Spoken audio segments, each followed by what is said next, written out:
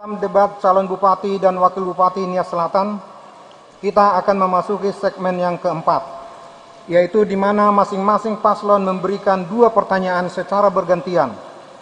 Paslon 1 bertanya kepada paslon 2 dan paslon 2 bertanya kepada paslon 1 secara bergantian. Waktu bertanya tiap paslon hanya 2 menit. Dan waktu menjawab nanti akan kami berikan waktu menjawab 3 menit.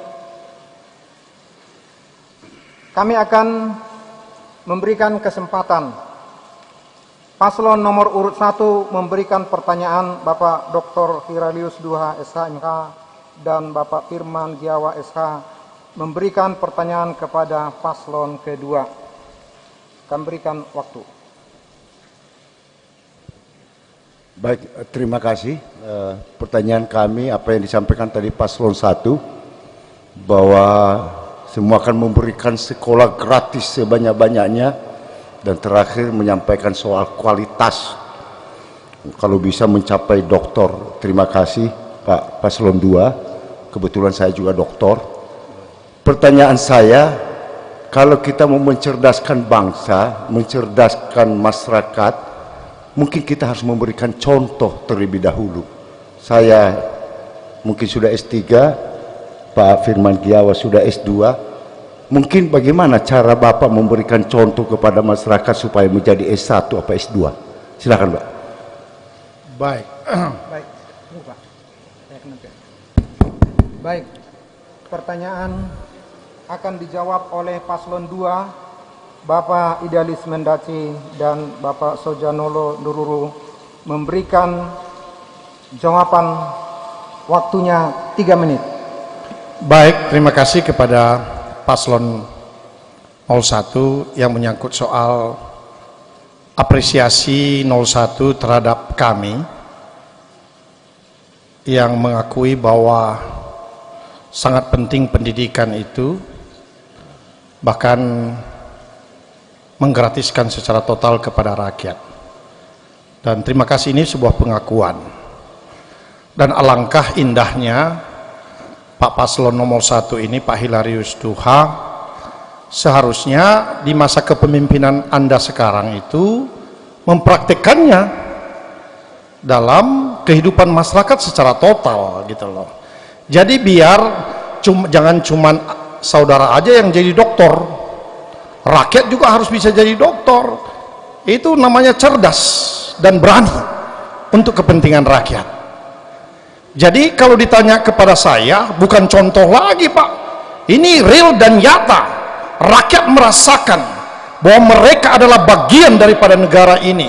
Mereka anak negara yang diperhatikan oleh pemerintah. Mereka merasakan pemerintah itu ada. Di tahun 2011-2016 bukan hanya anak orang kaya yang bisa jadi S1, S2, doktor.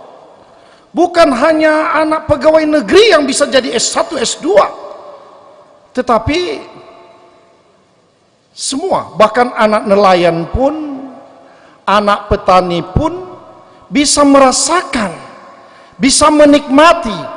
Kalau istilahnya yang lagi viral, nola cicipi. Ya, masyarakat bawah itu sudah mencicipi program kami. Jadi saya pikir penjelasan dari Pak Paslon nomor 1 ini sudah menjelaskan itu kepada rakyat. Ya, bisa bayangkan anak ojek saja, anak supir bisa jadi dokter. Ada anak petani bisa jadi dokter. Anak nelayan bisa jadi bidan. Yang selama ini kita kenal hanya anak pegawai negeri, hanya anak orang kaya yang bisa menjadi sarjana. Tapi lewat sentuhan program yang kami berikan kepada rakyat, bahwa itu nyata, sehingga rakyat bisa merasakan kesejahteraan itu. Ya, jadi bisa bayangkan Bapak, kalau dulu hanya orang-orang elit saja yang punya uang yang bisa sekolah. Tapi janji saya kepada rakyat tahun 2010 itu, saya bukti nyatakan kepada rakyat, sehingga bukan cuma ratusan, bahkan puluhan ribu rakyat Nias Selatan bisa jadi sarjana. Tentunya jika Tuhan izinkan kepada kami memimpin, rakyat percaya kepada kami lagi, maka tidak hanya S1, S2, bahkan tingkat doktor pun kita sekolahkan, kita bayar, daripada uang kita nggak jelas. Ya, bahkan saya katakan tadi, luar negeri pun kita coba buka akses kepada rakyat ini. Terima kasih. Baik, sekarang saya akan persilahkan paslon nomor 2, Bapak Idealisman Daci dan Bapak Sujanolo dulu berikan pertanyaan kepada paslon pertama. Waktunya 2 menit. Baik, terima kasih. Paslon 01, saya sepakat tadi ada yang katanya membangun Nia Selatan ini dengan berlandaskan adat istiadat. Ya, itu kita setuju. Tapi saya mohon penjelasan yang lagi viral sekarang. Kalau kita merebut kekuasaan itu kan, kalau kita berkompetisi ini kan untuk merebut kekuasaan. Yang kekuasaan ini nanti kita gunakan untuk kesejahteraan masyarakat. Yang jadi pertanyaan kepada kami, dalam proses mencapai kesejahteraan rakyat itu lewat pilkada ini, lewat adat istiadat yang benar, kita setuju. Tapi yang terjadi dalam suatu kecamatan ada proses yang menurut saya sangat aneh. Menurut kami sangat aneh, ada pemenggalan leher ayam, terus ada penyumpahan kepada rakyat jika tidak memilih. Ini kan salah satu cara pembodohan kepada rakyat. Seolah-olah rakyat ini dikembalikan kepada 300 tahun yang lalu gitu. Padahal Nia Selatan ini sudah masyarakat beragama, percaya Kristus Yesus sebagai juru selamat kita gitu loh. Tapi saya kaget dan rakyat juga kaget, jadi viral, kok ada penyumpahan kepada orang-orang, bahkan seluruh Pulau Nias ini disumpah kalau tidak memilih pasangan calon gitu. Ini kan mengajarkan sesuatu yang bukan sebuah kearifan lokal gitu loh.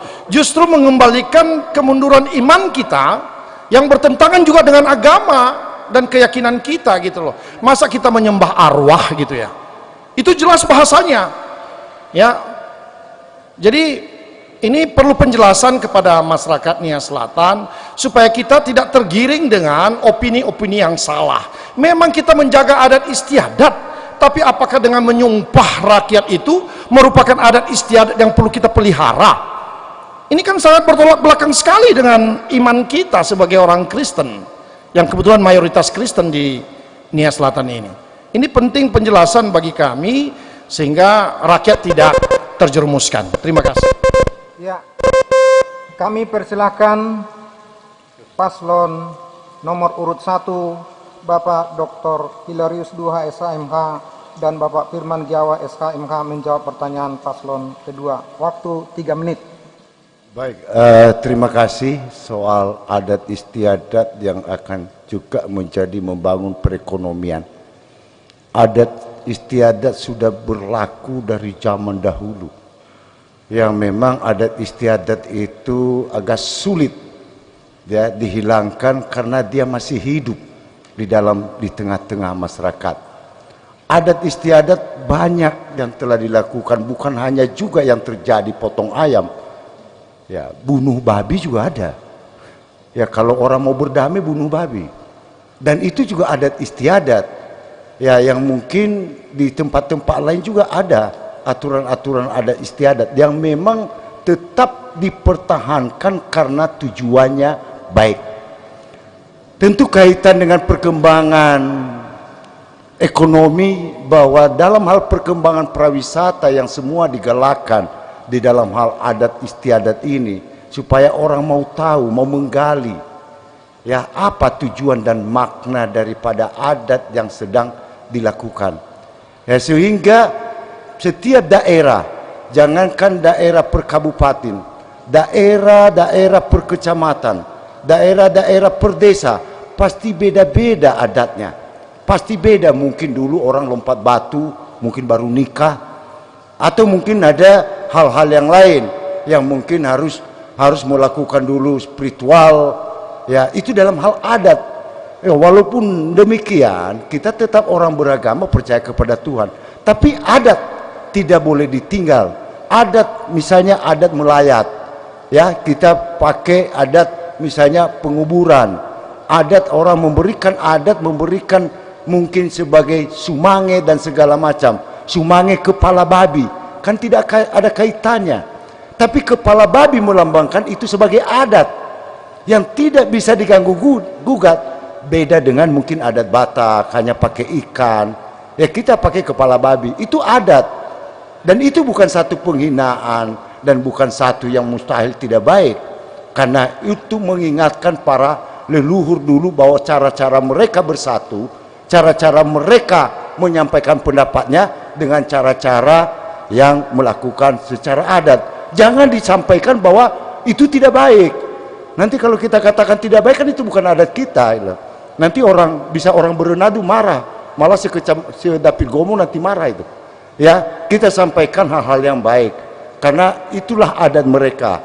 Itulah tata cara mereka menyampaikan isi hati mereka, menyampaikan kesepakatan mereka terhadap mereka, bukan terhadap kita, terhadap mereka, bukan terhadap mungkin Toene, terhadap Bawa Mataluo dan selanjutnya, tidak, tapi kepada mereka di dalam ruang lingkup mereka sendiri. Kalau mereka menyebutnya selatannya, siapa tahu ada mungkin orang dari Berenadu yang ada di daerahnya selatan, di sekitarnya selatan, makanya mereka mungkin menyebut soalnya selatan. Terima kasih. Baik, sekarang saya persilakan kembali paslon nomor 2 Bapak Idealis Mandaci dan Bapak Sojanolo Ndruru memberikan pertanyaan kepada paslon 1, waktu 2 menit. Baik Pak, menyangkut soal situasi COVID-19 yang disampaikan oleh bagaimana memberdayakan masyarakat, kita sudah sepakat tadi membangun ekonomi masyarakat, ya. Tetapi sekarang ini kan saudara paslon 01 kan sedang berkuasa, ya. Kenapa enggak dari dulu saja bangun yang namanya 1001 malam, 1001 malam lagi, 1001 kolam gitu ya, membangun 1001 kolam gitu. Kenapa nggak tahun lalu aja dimulai membangun itu? Kenapa baru sekarang kalau mau terpilih gitu? Ini kan saya pikir hanya untuk membohongi rakyat saja, ya, mengiming-imingi rakyat lagi, ya. Udah cukuplah program MJS yang melayani jujur sederhana, tapi rakyat tidak terlayani gitu, ya kan? Ini kondisi real yang terjadi sekarang. Bahkan melayani ada orang mati di depan puskesmas saja mati gitu loh, ya. Ambulans saja harus disewa lagi gitu loh. Rakyat sudah sakit pakai ongkos lagi gitu. Untuk apa beli ambulans yang mahal, yang bermiliar-miliar, tapi rakyat tidak merasakan gitu loh nikmatnya ambulans itu. Harus merogohkan uang untuk supaya bisa sembuh di rumah sakit gitu loh. Jadi kalau hanya berandai-andai kalau terpilih, ya menurut saya versi kami itu hanya membohongi rakyat lagi gitu. Kenapa tidak lakukan saja setahun yang lalu Pak, pada saat ada pandemi langsung action, rakyat bisa merasakan langsung gitu loh. Apalagi mau kasih bantuan dalam bentuk Indomie tapi mereknya Intermi yang paling murah kepada rakyat. Apa nilai rakyat itu hanya sekelas Intermi? Kalau saya Pak, bila perlu saya kasih susu yang berkelas gitu loh, bila perlu mereknya Indomie gitu. Jangan pula Intermi yang kita nggak pernah kenal, di pasar ada Intermi, entar produksi siapa itu gitu loh. Ini masalah hati kita kepada rakyat gitu loh. Jadinya secara total kita berikan kepada rakyat dalam situasi dan kondisi seperti ini. Jadi ini apa? Kenapa tidak lakukan saja setahun yang lalu atau 2 tahun yang lalu? Terima kasih Pak. Saya persilahkan pasangan calon bupati dan wakil bupati nomor urut 1 Dr. Hirarius II SHMH dan Firman Giawa SHMH menjawab pertanyaan paslon kedua, waktu 3 menit. Baik, terima kasih. Kalau kita bicara mengapa bukan dulu, kan program saya yang 2016 sampai 2021 kan beda. Sekarang kita menghadapi 2021 ke 2024. Pasti ada program-program yang harus kita utamakan, jangan disamakan mengapa nggak dari dulu. Ya, yang kedua, soal apa yang telah saya lakukan, ya kita juga bisa mengatakan sebelum saya kan Bapak dulu jadi bupatinya. Terus apa yang telah Bapak lakukan memberikan sosial kepada masyarakat? Saya rasa belum pernah bagi-bagi beras. Masih lumayan sekarang saya bagi Indomie, bagi beras. Bapak dulu nggak pernah bagi beras. Siapa yang bohong jadinya? Apa saya yang bohong atau Bapak yang bohong? Paslon 2 yang bohong? Beras itu kan milik Menteri Sosial, Pak. Jangan dijauhkan, tadi saya nggak jawab. Bukan bupati yang kasih. Tunggu, jangan dijawab. Oh ya, oke. Nggak bisa Saya jawab. kan Sorry. Maaf, tadi maaf. saya nggak jawab tadi. Oke. Kan saya berikan keleluasan. Oke. Ya. Jadi yang bohong siapa itu loh? Ya. Jadi Bapak dulu pernah jadi bupati juga. Pertanyaan saya itu ya, kata, pernah nggak dulu bagi-bagi seperti itu? Ya kalau saya walaupun seperti itu pernah saya bagi. Jadi jangan dibilang bahwa yang kami yang sekarang yang lagi menjabat bohong gitu. Ya akhirnya apa yang disampaikan itu ya itulah adanya. Ya memang kalau memang kami bohong soal anggarannya, Bapak lapor aja ke penegak hukum.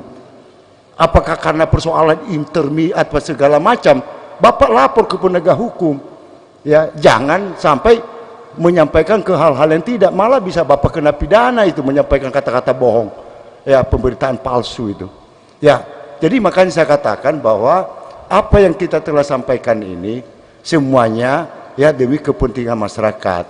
Apa yang telah saya lakukan dalam program-program saya ke depan, ya bukan sekarang saya masih cuti bupati, saya masih bupati sampai 2021 bulan tanggal 22 bulan 4, bukan sekarang, ke depan.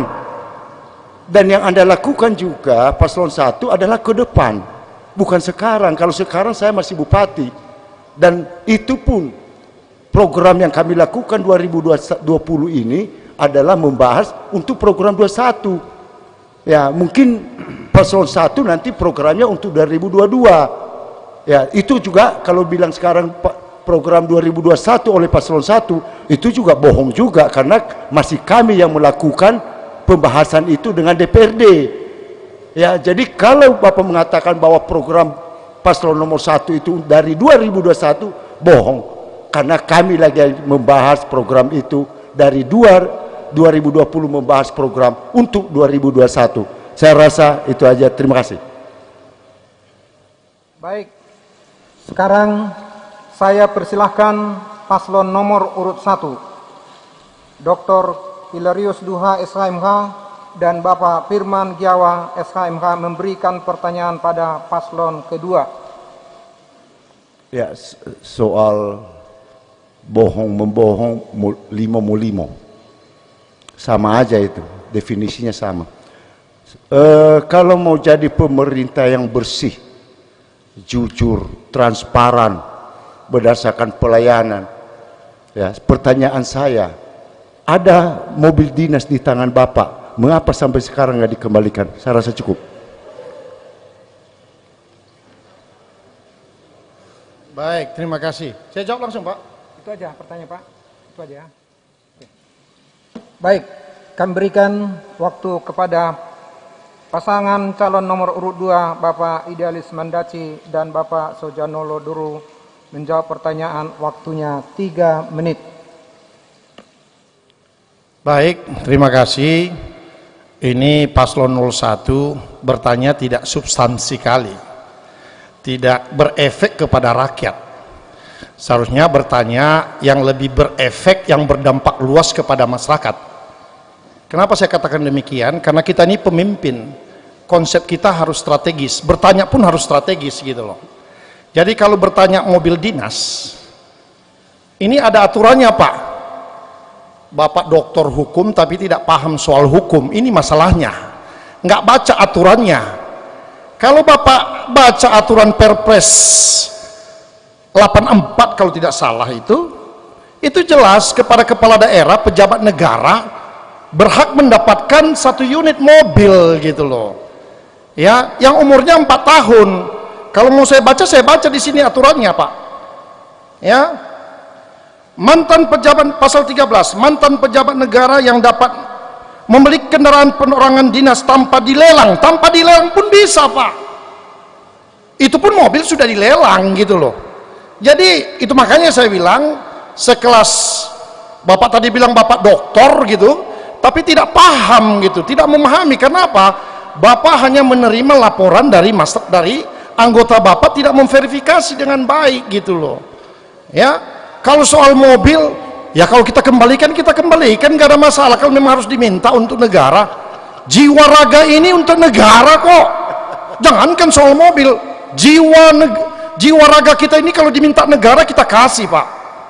Ya, jadi itu sesuai aturan, Pak. Juga nanti kalau Bapak jadi mantan, ya, jadi mantan bupati juga, Bapak berhak mendapatkan 1 unit, dilelang atau tidak dilelang, itu aturannya gitu loh. Ya, jadi sangat naif sekali kalau seandainya Bapak ini seorang kepala daerah tidak bisa memahami dengan baik aturan-aturan itu. Dan apalagi muncul pertanyaan itu di forum yang seperti ini gitu loh. Ya kan, sangat tidak relevan, sangat tidak membangun rakyat gitu loh. Seharusnya dalam kesempatan ini bertanya apa yang bisa dirasakan jika terpilih kelak menjadi bupati, apa dampaknya, apa yang bisa dirasakan oleh rakyat. Seharusnya itu, ya, bukan masalah tetek bengek, itu urusan ala sekda ke bawah lah, urusan itulah. Masa bupati ngurusin soal itu? Ya, kalau Bapak mau saya kembalikan, besok pun kita kembalikan kalau mau, kalau negara meminta, nggak apa-apa. Ya, jadi tapi saya bilang itu hak kepala daerah kok, mantan kepala daerah. Ya, ini saya ada aturannya, saya bawa kok aturannya semua. Ya, dan itu sudah dilelang, Pak. Ada berkasnya sama saya, gitu. Jadi seolah-olah kita begini, enggak lah. Idealis Mandaki juga punya hati ke untuk rakyat ini. Masa segitu aja mau membohongin, enggak. Ya, intinya itu sesuai aturan, Pak. Tapi kalau Bapak memang inginkan nanti mau naik Alphard, saya kasih kok, nggak apa-apa. Saya pesen. Terima kasih.